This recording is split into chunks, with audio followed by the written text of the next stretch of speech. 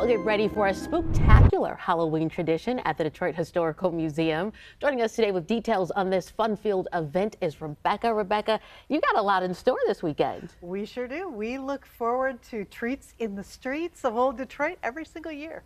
Okay, so tell me about this, because this is pairing Halloween with history.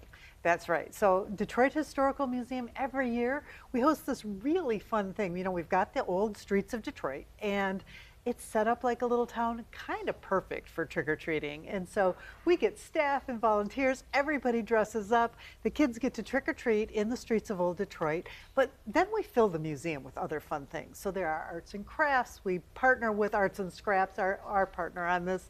We've got a magician, there's dancing in the Gallery of Culture, so you get a little bit of everything.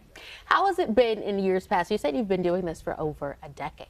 And every year it's a little different, but what is consistent is that every year the kids come, they have so much fun, it's safe, it's wonderful, they get a little dose of history with their treats, and it's a really fun day. So when it comes to the history component, I know they're in the streets of Detroit and you have the history automatically there, but are there other little lessons that they're learning throughout the day? Absolutely. You know, we actually have a scavenger hunt that you can do throughout the museum, oh, that's cool. Which is really fun.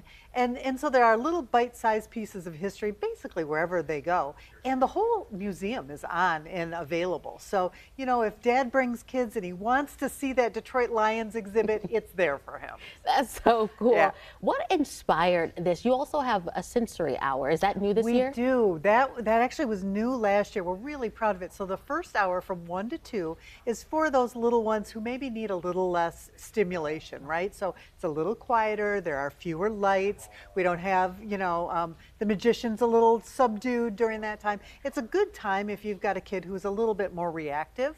So from 1 to 2 is special for those kids. And then from 2 to 5, it's for everybody else. And we just opened up an extra 1,000 tickets. So Ooh. Plenty of tickets. It's free. Just register and come on down. So how do people register if they want to come out? Come out to our website, DetroitHistorical.org. And with the sensory hour, just to go back to that for a little bit, what was the response like since it was new last year? You know what, it was sold out. In fact, it was oversold out last year. And so we made sure to bring it back this year. We're being a little bit more careful to make sure that the people who register are really the people who need that time.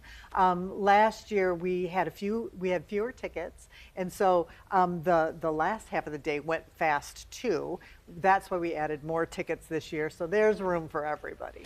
All right, Rebecca, before I let you go, any memorable moments from last year? Oh my gosh, so there were a couple, right? So we had one, a little girl came, you know, we've got a no super scary, no weapons in your costume rule. Okay. And she was some sort of version of Grim Reaper, and she was very disappointed she couldn't bring her sickle thing in with her. She brought it back to her car, and she came back to me and she said, you know, it's okay. My costume is good enough without it.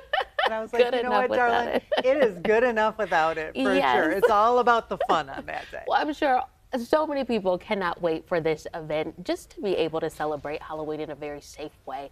Safe and a little bit early. So, you know, you can get your use out of your Halloween costume. Yes, that's what we want as as parents. You don't have to wait. That's right. Yes, that's right. And it's just a fun Sunday afternoon. Well, thank you so much for being here. Thanks for having me.